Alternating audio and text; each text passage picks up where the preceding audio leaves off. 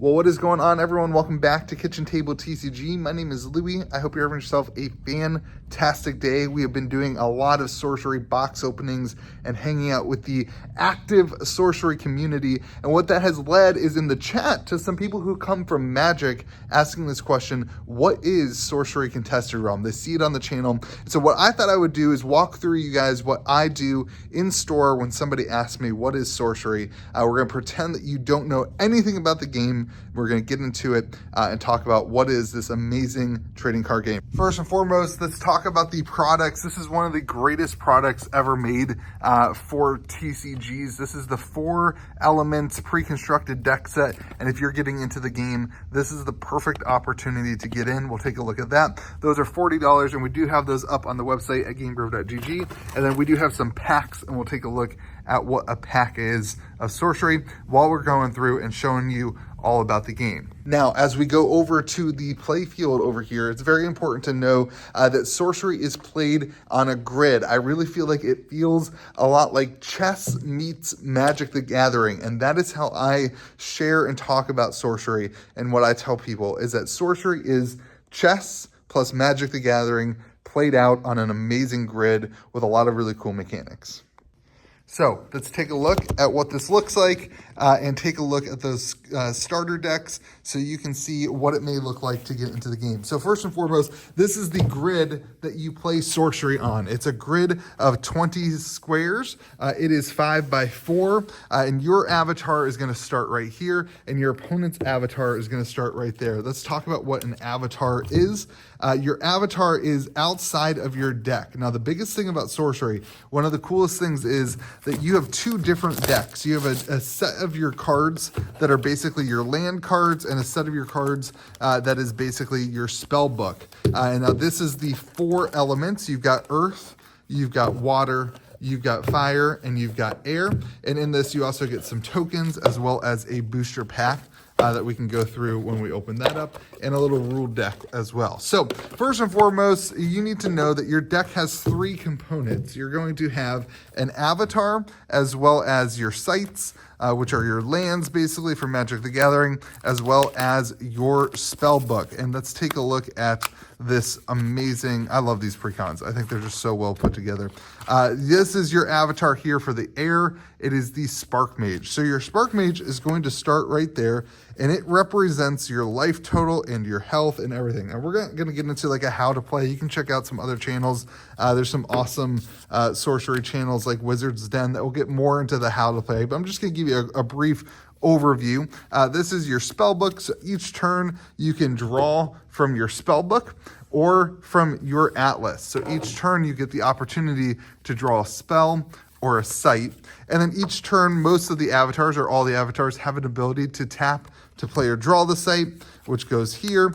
And then you are building your realm. So as you go, you end up building your realm while your opponent is building their realm, and you move your avatar as well as summon your minions. So you have cost of your minions. You summon your minions onto your sites, and then you can move your minions around to attack. And it is very, very fun. So you can see the Magic the Gathering element of this, where you're casting spells and casting minions, but the chess element of being on a grid system and moving things around. Now, your goal is to kill your opponent, to get them down from, oops, I just threw that Spark Mage over there, to get them down from 20 life all the way to 0, which puts them at death's door, and then you have to take damage directly to your Spark Mage. Now, one of the coolest things about this game is that you're not just an avatar, you're an avatar that's connected to your realm, so your opponents can attack your sites, and you must defend your sites, otherwise you take damage, but you lose the game when you're at death's door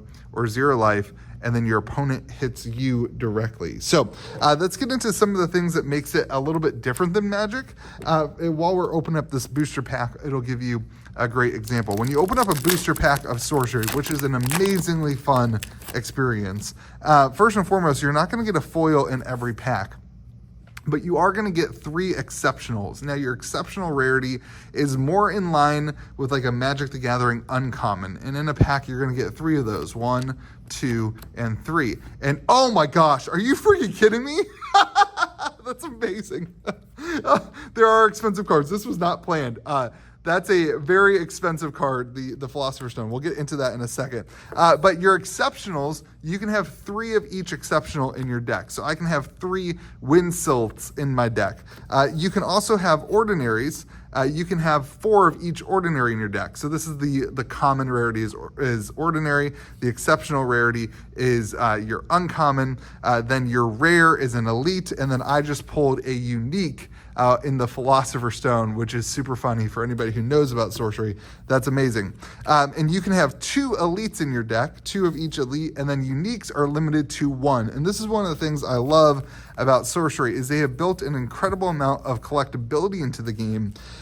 But the randomness nature of your cards, the Philosopher's Stone is the best card in the game. It makes your stuff cost less. It is an amazing card. Therefore, it is rare and hard to get and expensive.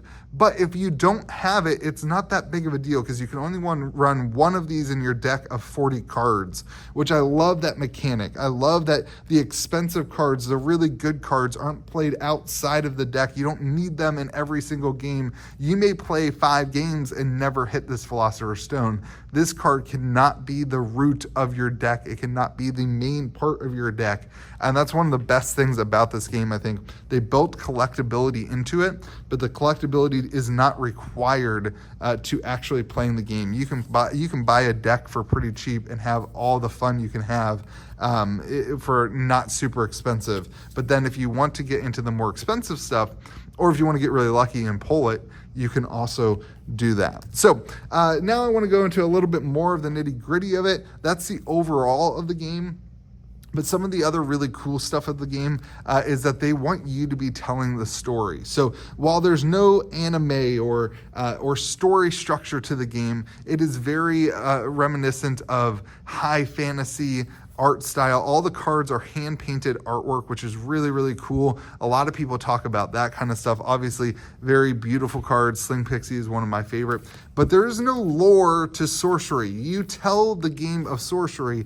You create the lore while you play, which I think is a really unique thing. A lot of these other games are leaning into lore and leaning into telling stories. They want you to feel like you are telling a story while you're playing, which in my experience happens all the time. You tell a story. This is a perfect example. The Spiralich ends up on top of a tower, and you tell the story of the Spiralich who gets +2 power and range and spellcaster being the big enemy of the table, and it's fun to see the story unfold. The story happens here, and I think that's a really cool element to the game. So if you're interested in picking this up, ask questions in the comment section. I'm sure the sorcery community will come along and be answering with you. Check out the different gameplay on the channel that's already there. Go subscribe to other content creators who are making content to the game.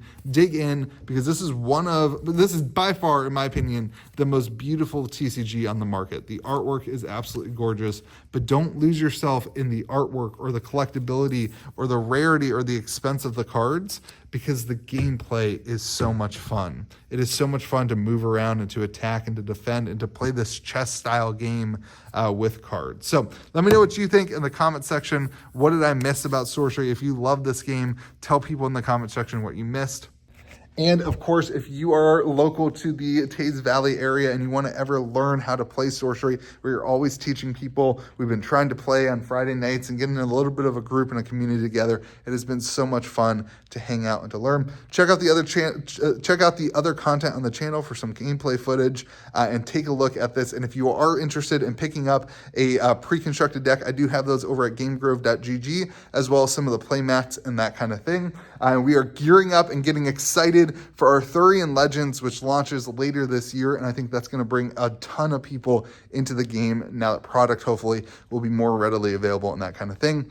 Have yourselves a great day. Remember to be kind to the people around you. We'll see you again next video.